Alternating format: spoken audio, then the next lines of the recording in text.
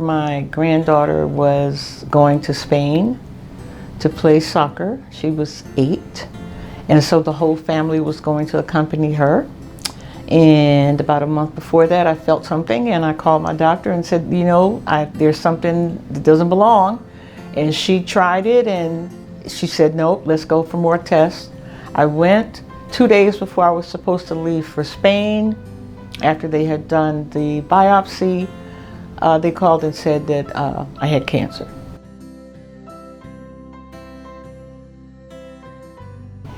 So she called, she was kind of weepy. Linda, you have to come in on Monday. I was like, well, no, I will be in Spain on Monday, and if it's not gonna kill me, make me an appointment for when I come back in 8 days. And that's when I came to meet Dr.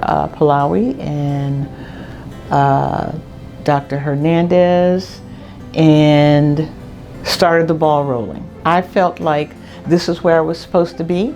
Everyone seemed to care about me. I was not just a number, including Dr. Hernandez. He first he saw me, he didn't think that I was the patient whose chart he was looking at, because then I kind of looked a little bit younger. And so he put me at ease, and then he looked at my history, and he did not want to do the surgery until I talked to the oncologist. And when I talked to Dr. Polowy, they decided to do the chemo first, and he explained everything. Dr. Hernandez gave me his cell phone number to give to my 4 adult children who would be very active in my care, and my son called him, he talked to him, and the decision was made.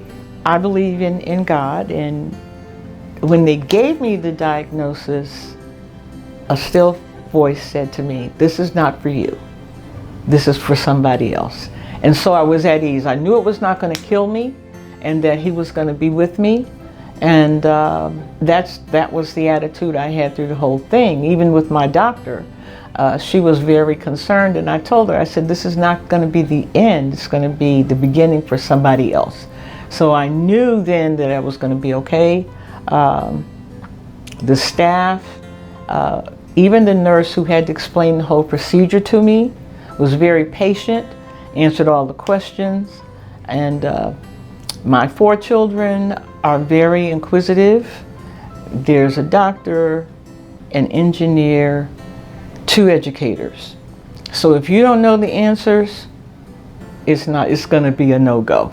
And all of, they were satisfied, and that put me at ease. I was not aware of the integrative oncology class, which at first I was feeling some kind of way. It's like, how come I didn't know this? Why didn't you tell me about it? And then I realized when I was going through treatment, it wouldn't have done me a bit of good anyway, because I was too busy focusing on other things. I went to a couple of lunch and learns for my diet. I went to one for beauty and skincare, and I found all of them to be very helpful because there were other women there or other people there who were in the same boat, and so we could relate to each other and help each other. A couple of times I was feeling kind of not good about it, because all of the residuals that come from the chemo, they can't write down. There's no possible way they can know every scenario that's going to happen to you.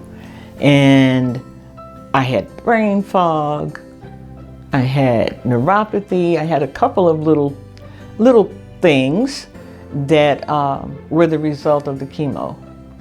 And in the class, I learned that I was not the only one that had them, that they were things that did happen, but then because, it's a practice, it's a science, they can never tell you exactly everything that's going to happen. And so I was grateful that I was able to find out when I did, so that I didn't think I was going crazy or that the cancer had come back. God gives you just one body, but he also surrounds you with people and things who can help you take care of it. And if you're not involved and you just go along and not question or help yourself, then to me, you're doomed. And that's just my opinion. But to me, you're doomed if if you're not active in your care. I am what you call an endurance athlete, so I do 10Ks and half marathons, but I walk them So I was accustomed to walking 3 to 5 miles a day. And at a point, I was told that I was going to be probably too tired to do it, but to try to do something every day. And so the exercise helped me to keep mentally focused and to not just lose it. And then when I did, I don't want to say suffer, when I had a little downtime, and the doctor said, well, you know, we want you to sort of, you know, maybe go 5 minutes a day or 5 minutes at a time. I had walking friends who came and walked with me for 5 minutes. They would drive from Mesa to Queen Creek and walk with me for 5 minutes. So it helps to have a good support system and to listen to your body. And that's what I did.